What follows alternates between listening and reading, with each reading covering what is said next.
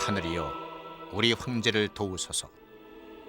성수무강하옵시고 위세를 세계만방에 떨치사 5천만세에 무궁케 하소서. 하늘이여 우리 황제를 도우소서. 1853년 최초의 서양대가 나타난 이래 하루도 평화롭지 못하던 조선의 민중들. 그 힘 앞에 조선은 대한제국으로 변신해보지만 한일의정서를 시작으로 일본의 식민지가 되고 만다. 우리말로 부르던 모든 노래는 사라지고 일본 노래만을 불러야 했던 조선의 민중들. 그것에 저항하여 스스로 지어 부르던 노래. 그리고 그 민중의 힘으로 고종황제가 재정공포한 대한제국의 국가. 그것은 독립국가의 상징이었다.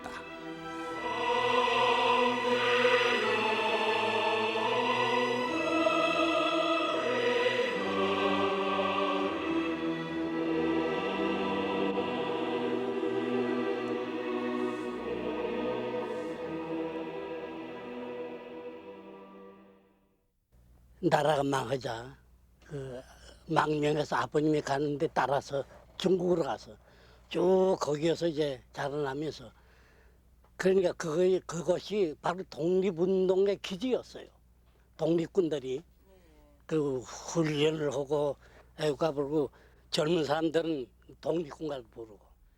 독립군가와 애국가는 그들을 하나로 묶어주는 공통의 언어였다. 조국 땅에 살지 못하고 만주로 북간으로 떠나야 했던 조선 민중들에게 되찾아야 할 조국은 태극기로 상징되었다. 태극기를 앞에 두고 조선 민중들이 부르던 노래, 그 노래는 모두 애국가였다. 동해물과 백두산이 마르고 닳도록 하나님이 1914년 조선 민중들이 만들어낸 노래집 최신창가집은 당시 조선인들이 즐겨 부르던 노래를 모은 것으로 150여 곡의 노래가 실려 있다. 제목이 다를 뿐 그 노래들은 모두 약속이나 한 듯 조국 사랑의 가사들로 채워져 있는데 애국가라고 부르던 노래만도 8, 9곡이다. 그 중에는 음이 다르지만 지금 우리가 부르고 있는 애국가와 가사가 같은 노래도 있었다.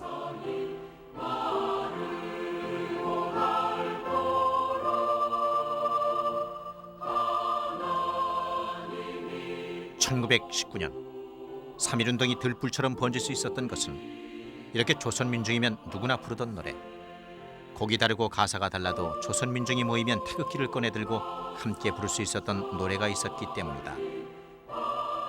독립운동은 그렇게 태극기와 함께 조국의 독립을 상징하는 노래, 애국가에서 시작되고 있었다. 그중 스코틀랜드 미녀 올드랜 사인의 우리말 가사를 붙인 곡은 조선 민중이 가장 많이 부르던 곡이었다.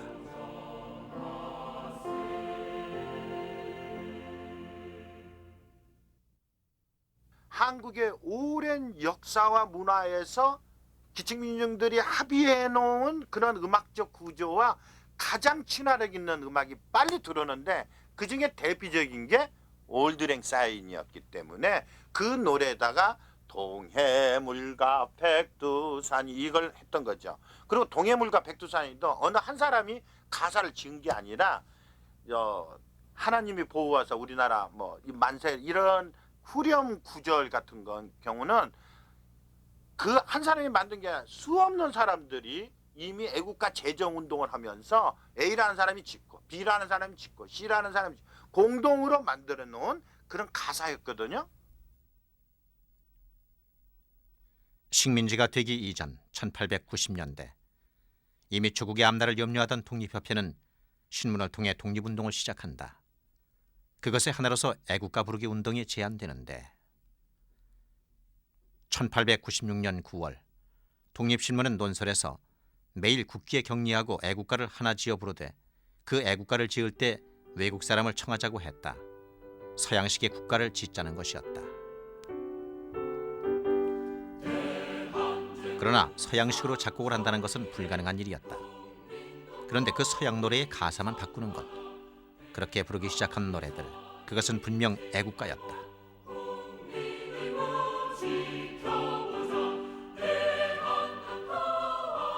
대한제국 삼천리의 국민동포 2천만화, 대한 이름 잊지 말고 태극기를 높이 달고 영원무궁 지내보세.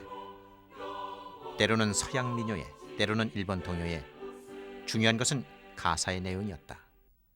1896년 한 해 동안 독립신문에는 이름 없는 민중들이 지은 애국가 가사가 하루에 2개까지 소개되기도 했다.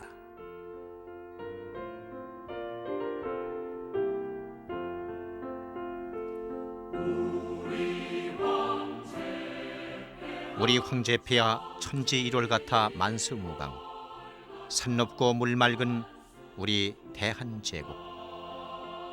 그 음은 찬송가 79장 피난처 있으니고, 그 가사의 지은이는 알 수 없지만 민중들에게 이 노래는 애국가였다.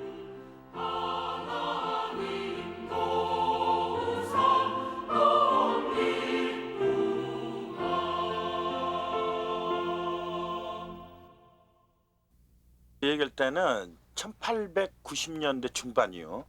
독립협회가 독립운동을 한다든가 그 이후에 만민공동회를 통해 가지고 어떻게 하면은 우리가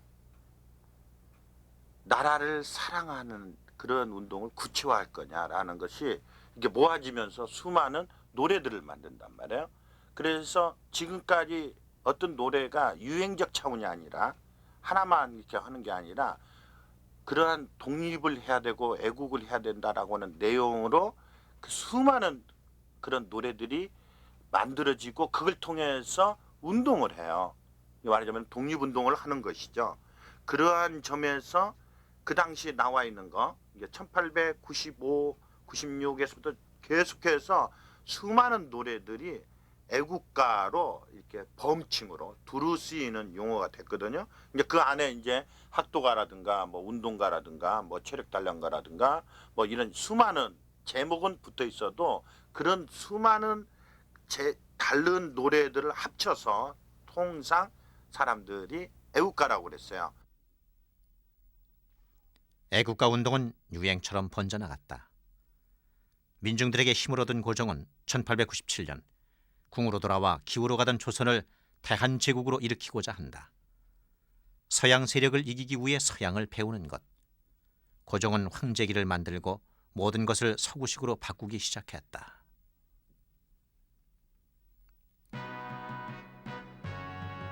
서양식의 신식 군대가 만들어지고 서양 악기를 갖춘 서구식 군악대가 창설된 것은 이때였다. 그리고 서양 악기를 가르칠 음악 교사가 초청되는데 당시 황성신문은 3년 기약으로 독일인 에커스가 악기를 가지고 오게 될 것이라는 기사를 실었다. 독일인 에커스는 어떻게 대한제국까지 오게 된 것일까? 뭐 특히 3명, 멜렌도프 외에 3명, 그 요하네스 볼얀이라는 사람, 그래서 그 첫 번째 독일 학교 교장이었거든요. 두 번째 프란츠 에카트, 그리고 리차드 운슈 의사예요. 이 3명 그 고종 때문에 왔습니다. 직접으로 고종 한 데서 초대받았습니다. 20년 동안 일본에서 그 일을 했기 때문에 그래서 한국 사람들도 프란츠 에카트 그 뭐 사람 이름이 벌써 들었습니다. 그래서 뭐 보시면은 프란츠 에카트 그 한국으로 와자마자 그 한국 애국가 그 만들었거든요.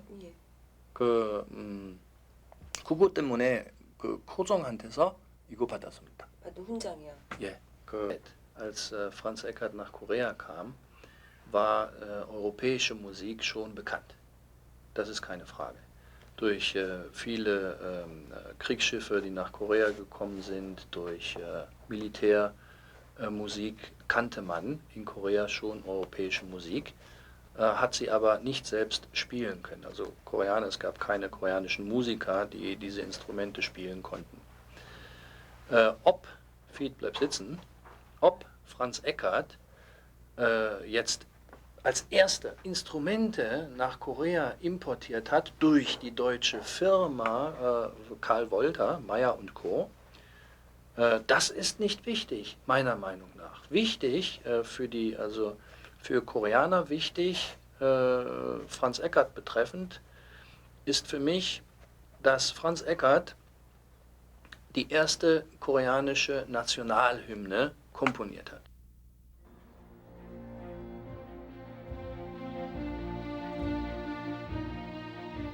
대한제국을 방문했던 서양인들의 여행기와 일기에는 에케르트에 대한 기록이 남아있다.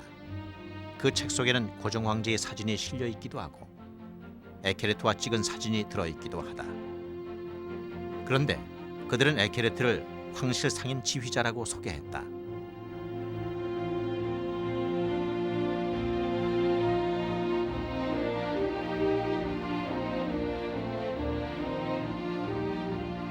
서양인들의 눈에는 대한제국 군악대의 음악교사였던 에케르트가 단지 황실을 위한 연주악대 지휘자로 보였던 것이다. 이들은 책을 통해 알려지지 않은 나라 대한제국이 식민지임을 서양에 알려주었다.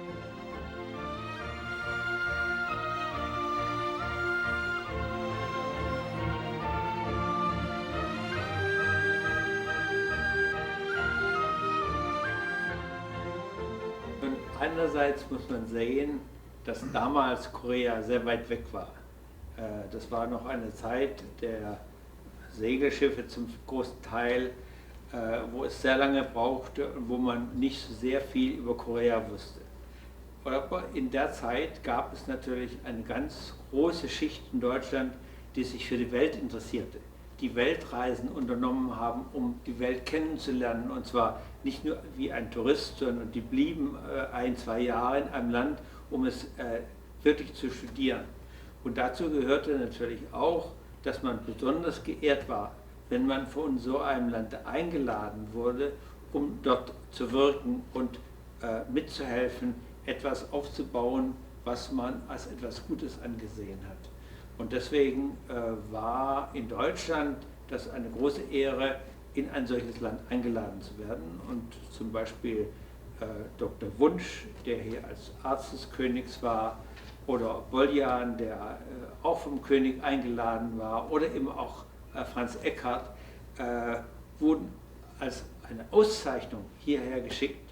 Und sie waren, wenn sie dann nach Deutschland zurückkehrten, Eckert ist hier gestorben, aber Wunsch und Möllendorf zum Beispiel sind zurückgekehrt, dann waren sie sehr geehrt, dass sie eine hohe Stelle in einem solchen Land gehabt haben. Und das wurde ihnen auch so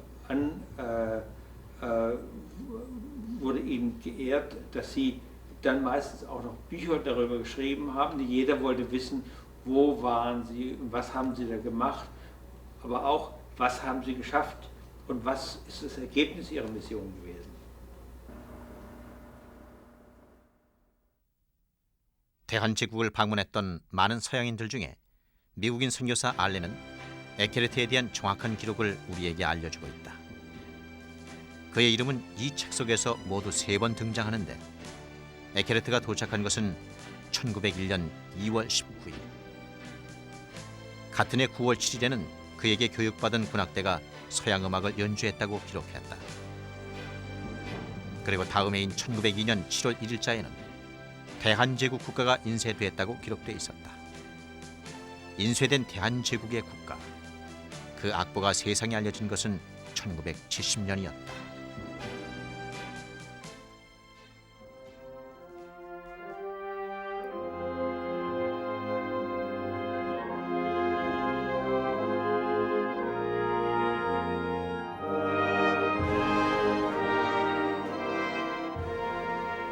(1902년) 영문으로 프란츠 에케르트가 작곡한 대한제국의 국가라고 명시하고 태극 문양과 함께 무궁화가 선명하게 그려져 있으며 한자로 대한제국 애국가라고 되어 있는 이 악보는 민영원의 서문과 함께 독어로 번역된 가사가 실려 있었다.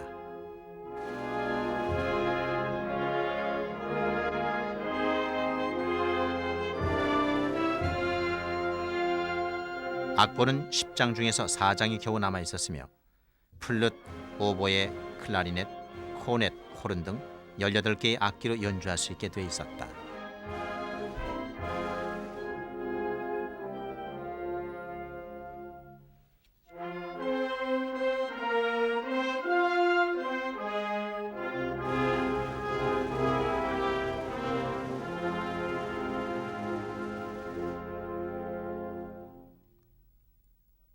서양의 악기를 다루기는커녕 본 적조차 없는 군악대원들.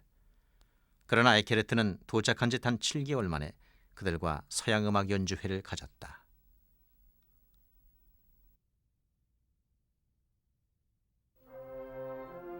증보문헌 비고는 1901년 군악대가 연주했던 곡들을 기록하고 있는데 무곡, 행진곡, 가곡뿐만 아니라 애국가로 표현됐지만 각국의 국가를 연주했다고 기록되어 있다.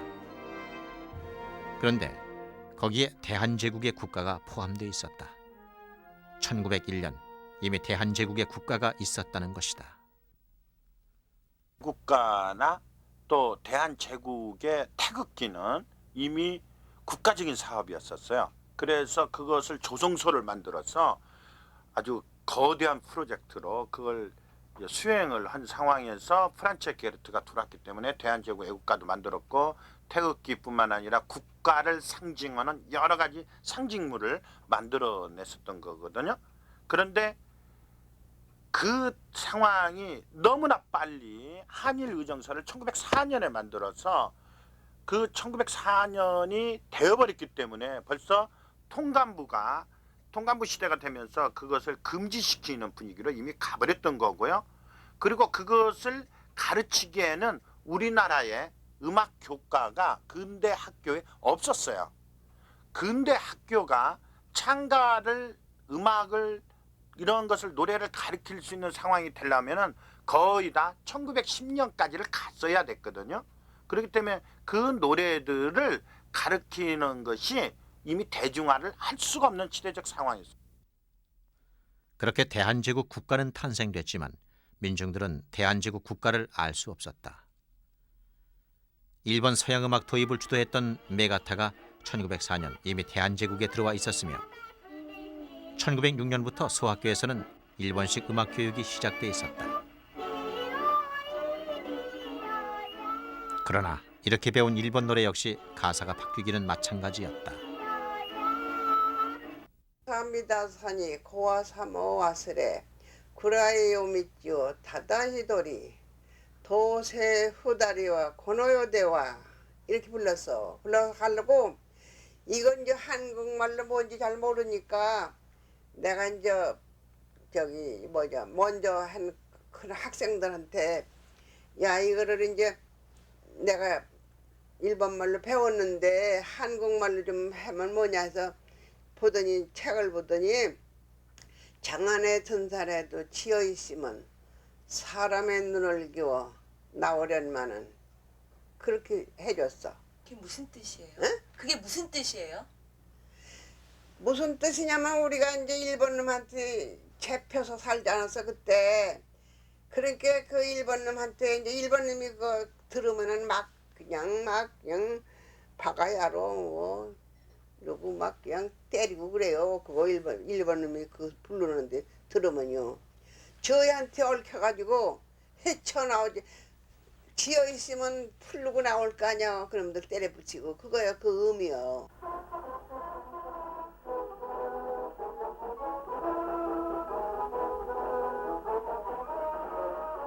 식민지 시대 조선 민중에게 국가는 기미가요였다.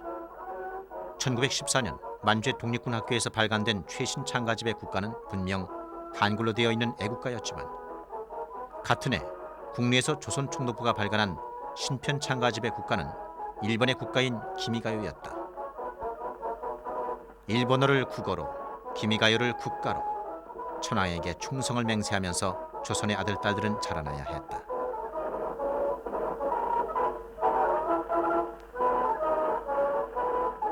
우리나라 최초의 음악 교과서를 할 수 있는 이 신편 창가집은 소학교뿐만 아니라 중고등학교를 포함한 모든 학교에서 공인 교과서로 사용됐다.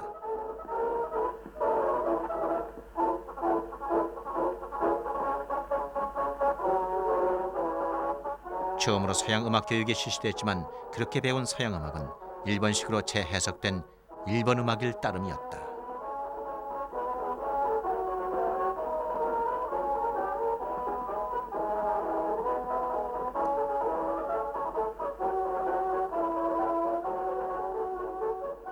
일장기인 히노마루와 기미가요는 대일본국의 상징이었고 그것은 침략의 상징이었다.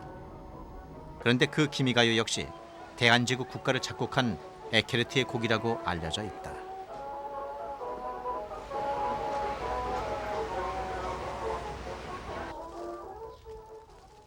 (1999년) 일본의 한 신문은 에케르트가 직접 쓴 기미가요의 원본이 발견됐다고 했다.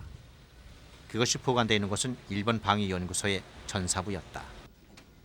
これがですね、明治13年の公文原書でございます。それからこれがですね、1880年にエッケルトが書いた、まだですね、出してからですね、ちょっと出してからですね。はい、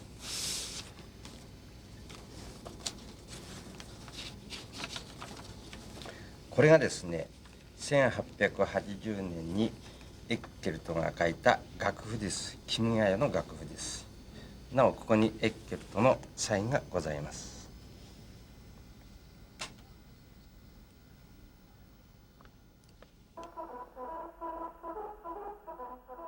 일본 정부 문서철에 첨부되어 있던 1888년의 기미가요 악보에는 분명 에케르트의 사인이 들어 있었다. 그러나 일본은 기미가요의 작곡자는 에케르트가 아닌 하야시라고 공식화하고 있다. 에케르트는 편곡을 했다는 것이다. 악보를 그린 것은 에케르트라고 문서에 기록되어 있지만 그것만으로 작곡을 했다고 볼 수는 없다는 것이다. 대한제국 국가보다 14년 앞서 만들어진 기미가요는 일본의 궁중아악을 바탕으로 서양식으로 만들어졌다.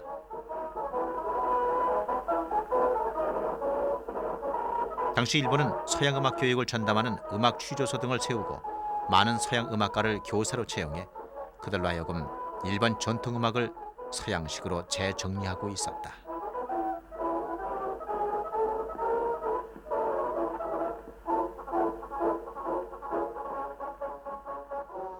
その西洋のものをただ受け入れるのではなくって、最終的にそれも使い、またその日本の伝統的に持ってきた音楽もうまく折衷させて、新しいその国の音楽、国楽を作ろうという理想があったわけなんですけれども、例えばそのことのためにお琴という楽器がありますね。奏のことですけれども、そのお琴を使ったこういう例えば西洋曲をお琴でやらせるようなことを考えたんですね。で例えばそういうこともエッケルトに期待された役割の一つなんです。でこれは小学唱歌集の伴奏を琴でするためのいろいろな試みをエッケルトに頼んでやってもらったり、それからこれなんかはさっき言った和製漬けなんですね。和製漬けをこういうふうに頼んだわけです。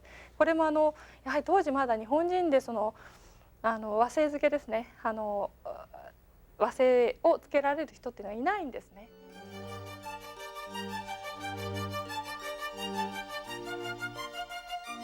선율과 가사만 했던 일본 노래에 피아노 반주와 관악기 연주가 가능하도록 하는 화성화 작업은 처음 에케르트에 의해 시도됐다.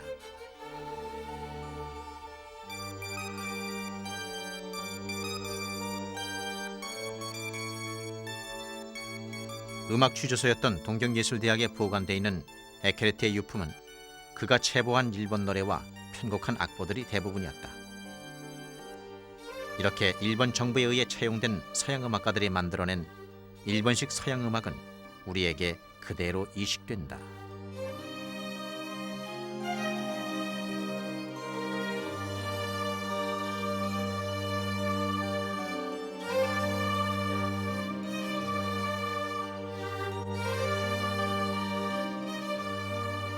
일본 동요는 디라라 디라리라 이런 식으로 나간 리라라라리 띠리랄라 리라라라라 이런 식의 이제 노래풍하고 요나누키 장음계 도레미솔라 도라솔미레도 이런 게 요나누키 일본의 근대 이제 음계인데요. 거기에다 이제 두 박자 일본 박자는 두 박자니까 합치면은 그런 풍으로 나가는 노래인데 그게 유명한 돈 따라린 따라라리라리라 이게 이제 일본의 요나누키 장음계에 의한 노래들이거든요.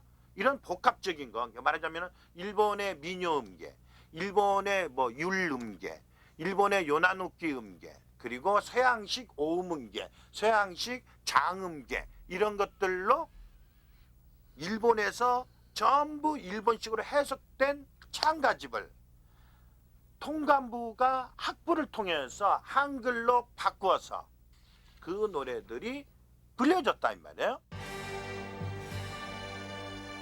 1928년 10월 27일 조선일보는 교사였던 아들이 애국가를 부르다 면직되자 60노인이 생활난으로 자살한 것을 애국가 사건이라고 보도했고, 그 이전에도 애국가를 부르면 경찰서에 끌려가 매를 맞는 사건이 발생하기도 했다.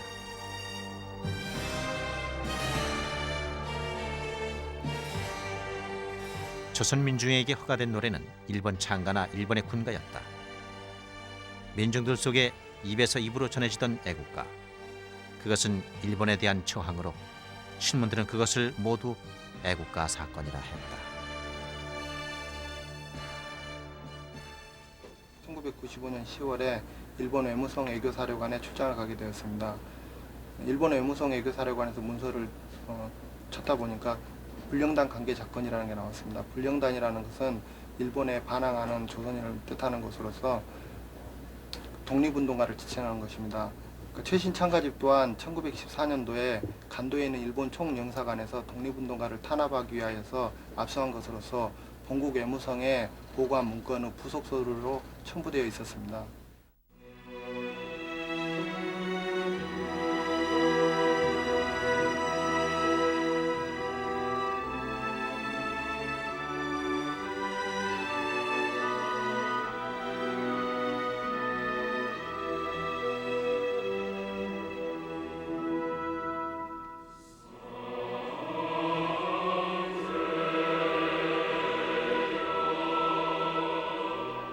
만주에서 일본이 압수했던 노래책 최신 참가집을 만든 곳은 독립군을 키워내던 만주의 광성학교였다. 1914년 발간되어 당시 90전에 팔리던 이 책은 기미가요가 아닌 대한제국 애국가를 국가라는 이름으로 싣고 있었다.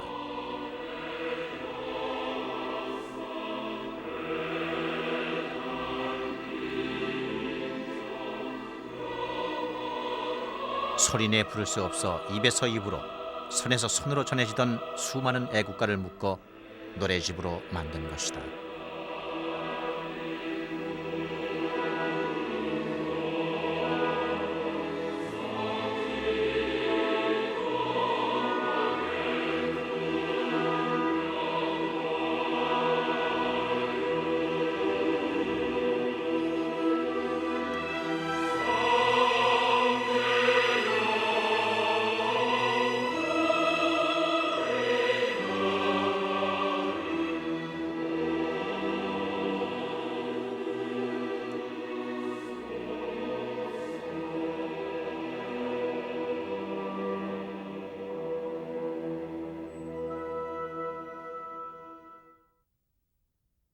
비록 아직도 근대식 국가 체제가 아닐지라도 국가의 유형을 갖춰서 대내로 그것을 뻗쳐나가려고 할 때 프란츠 에케르트를 군악교사로 초빙해서 우리나라의 그러한 근대식 서양 음악을 앞당겨서 그걸 본격화하고 수많은 악대 지도자를 그에 의해서 키워내고, 우리가 일본을 통해서 서양 문화를 익히는 상황이 아니라 프란츠 에케를 통해서 바로 본격적으로 서양 문화를 그에 의해서 수많은 것들이 그려졌다는 점에서 우리의 시행착오를 거치지 않은 그런 많은 문화를 직접적으로 경험하게 된 결과가 됐죠. 그래서 배구용이라든가 정사인이라든가 그 이외에 수많은 악대 지도자들이 그것을 완전 배출됐고 그것을 받아서 계속해서 우리나라 악대 문화를 발전시켜 나왔죠.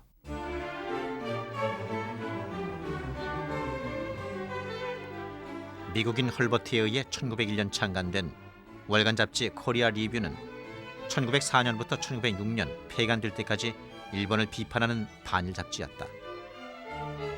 창간된 그해 9월, 코리아 리뷰에는 에케르트가 교육한 대한제국 군악대의 첫 연주회 소식을 싣고 있었다. 9월 7일 아침, 황제 탄신일이었던 그날 가장 기억될 만한 것은, 이렇게 시작되는 이 기사는 에케르트가 훈련시킨 군악대가 4개월 만에 서양 악기를 정확히 다루고 있어 연주를 들은 외국인들을 열광시켰다고 전하고 있다. 당시에 발행되던 영자신문 더 서울 프레스에서도 군악대에 관한 기사를 찾아볼 수 있다. 파고다 공원에서 있었던 연주회 소식을 전하고 있지만 일본 통감부와 조선총독부의 기관지였던 이 신문은 이 기사들을 통해 군악대를 주한 외국인을 위한 서양 악대로 알게 한다. 국가의 행사나 국비를 맞이하는 국가의식에서 각국 국가를 연주하던 대한제국 군악대는 바그너나 바흐 등 서양 음악을 연주하는 악대쯤으로 이 신문은 전하고 있는 것이다.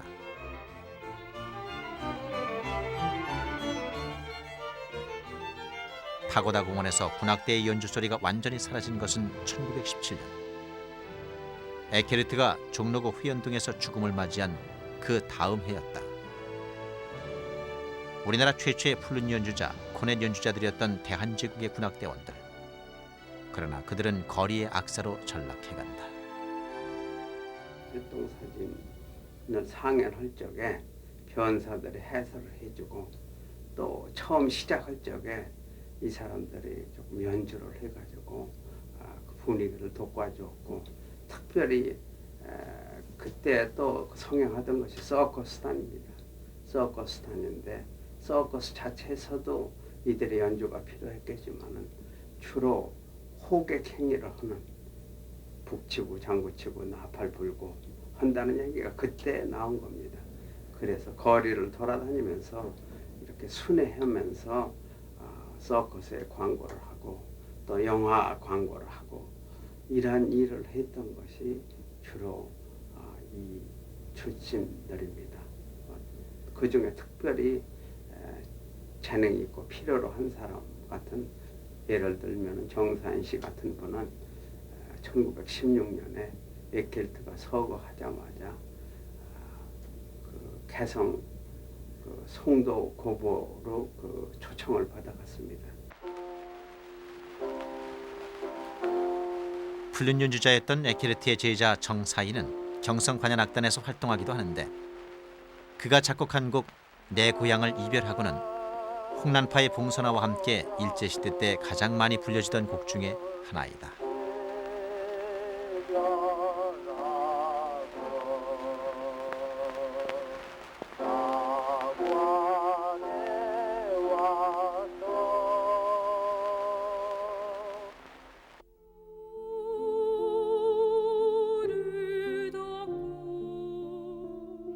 (1916년) 홍난파가 편찬 발행한 통속 창가집에 실려있는 추색. 이 곡 역시 정사인이 작곡한 곡으로 사양가라는 제목으로도 불려졌다. 그가 작곡한 곡은 1945년 이전까지 한국인이 작곡한 유일한 관악곡이 된다.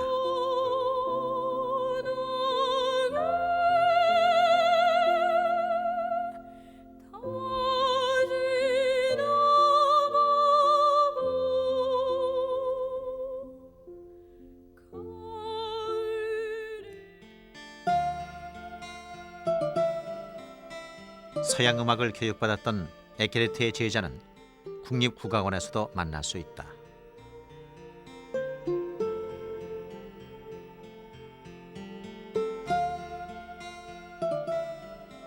일본은 대한제국의 궁중아악사들과 대한제국 군악대를 이조왕실의 직속기관이라는 의미로 이왕직 아악부와 이왕직 양악부라 불렀다.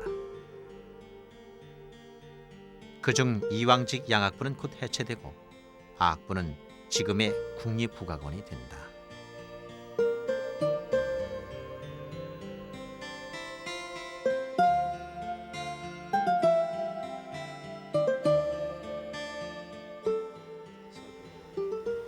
예전 음악을 그 왕궁 악부에서 전래하는 음악을 이것을 양악 5선보로다 번역을 하게 됐습니다. 그래서 이제 그 초대 그 양악 체보 촉탁으로서 전날 양악 대장을 하신 그것도 왕궁의 양악 대장을 하신 배구영 선생을 촉탁으로 모셔서 이제 우리 체보 사업을 이제 시작한 거예요.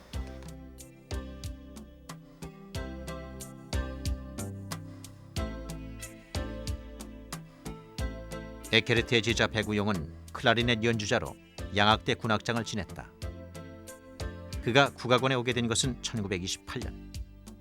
이왕직 아악부가 궁중아악을 서양의 오선부에 체부하기 위해서 그를 촉탁으로 채용한 것이다.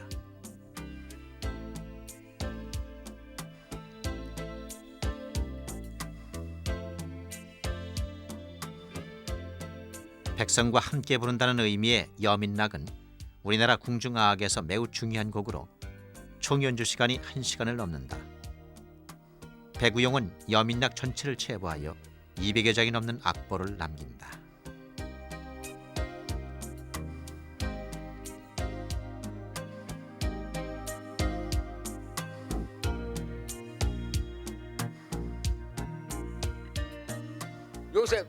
요새 뭐 양악 번역하는 거 대단치 않지 알죠? 천만의 말씀에. 그럼 지금 30년대 그 양악으로 번역해 갔다는 것을 뜻을 두시고 그 백우영 씨를 모셔왔어요. 그런데 그 양반이 이제 최초의 한국에 참 양악 대장을 지내셨다 그러대. 그런데 키가 조그마하고 아주 돋백이 이제 깊은 걸 쓰시고 그래 오셨어요. 그래서 아마 1년 남짓 와서 그 번역을 했어요. 오선부로 번역을 했어요. 우리도 뭐 잘 모르지만 그때 그거 착수를 해서 사무실에 앉으셔서 매일 앉으셔서 하는 걸 그래 봤죠. 이제 백우영 선생님을.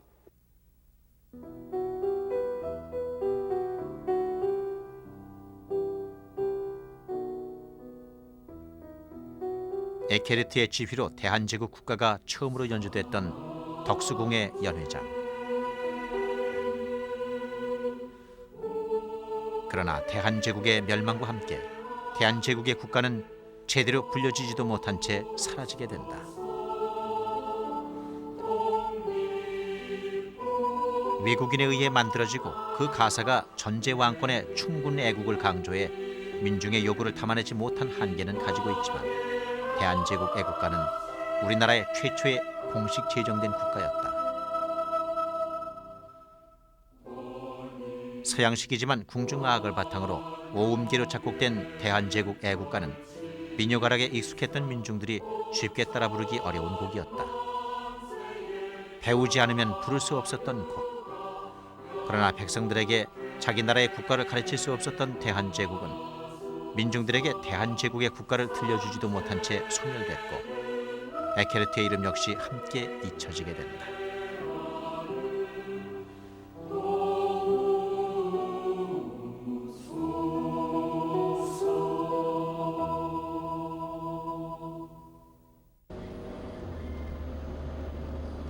우리에게 에케르트는 잊혀진 인물이다. 그러나 일본에서 그를 찾기란 그리 어려운 일이 아니다. 동경예술대학은 일본에서 가장 권위가 있는 음악교육기관으로 1879년 음악조사관리부의 책임자는 이자와 휴지라는 사람이었다.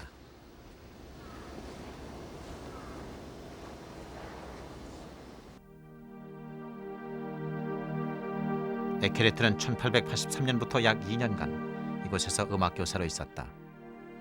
해군과 육군의 군악대를 가르쳤고 국내청 악부인 시키부료 그리고 이곳 전문 교육기관까지 에케르트는 일본의 모든 음악 관련 기관에서 20년간 서양음악 교사로 있었다.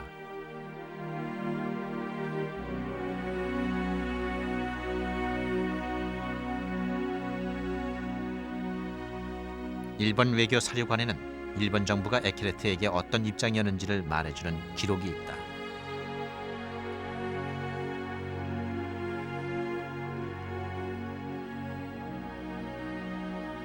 외국인 수훈 기록이 남아있는 정부 문서에는 일본 해군성의 요청으로 에케르트에게 5등 훈장을 수여했다고 기록돼 있었다.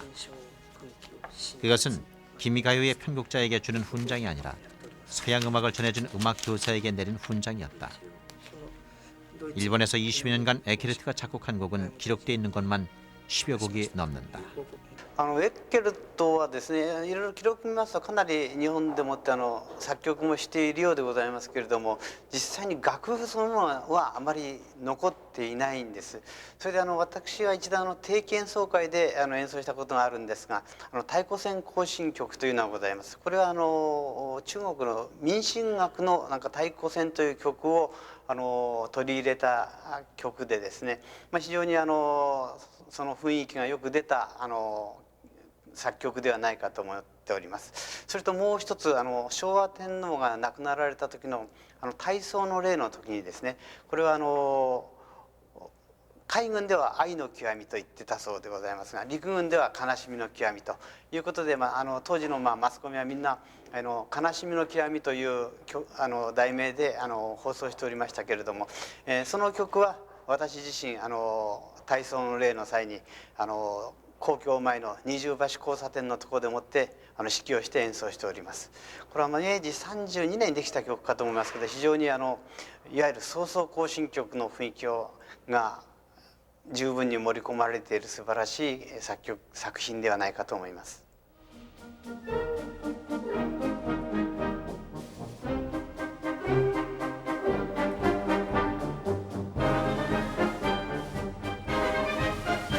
아시아의 서양 세력이 밀려들어올 때 미처 근대 국가로 성장하지 못했던 아시아의 두 나라는 에케르트에게 근대 국가의 상징인 서양식의 국가를 만들어줄 것을 요청했다. 그렇게 일본의 기미가요를 편곡하고 뒤이어 대한제국의 국가를 작곡했던 프란츠 에케르트는 그 두 나라에서 한평생을 보내지만 혼란했던 시대에 그는 올곧게 음악가로 남을 수 없었다. 근대 음악을 전해준 사람으로 존경받는 일본에서도 그가 작곡했던 많은 곡들은 연주되지 않고 있으며 타이코센 행진곡만이 유일하게 연주되고 있을 뿐이다.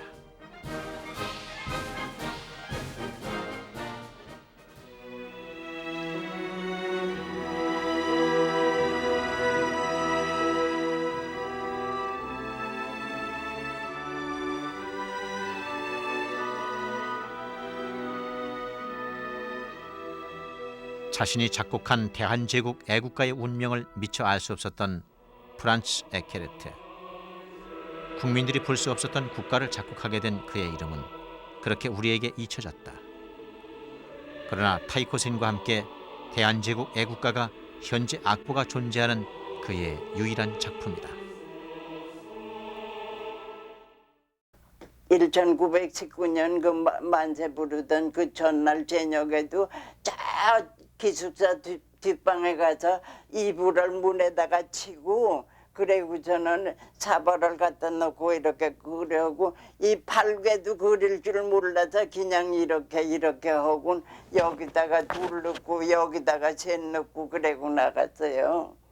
그러니까 그 못하고 와서 분해서 밤이면 친구들 이 애국 하는 친구들 모여서 끌어안고 울고 이 노래 부르고 그랬어요. 이거 부모님이 기르실 때 금옥같이 기르니 어린 마음 고운 얼굴 사랑할 만하외다. 내 사랑아 내 사랑아 나의 사랑한미나. 내가 비록 죽을지라도 고려민족 이외다. 한 살 두 살 점점 자라 14살 넘으니 저 외놈의 구박함을 더욱 스러합니다.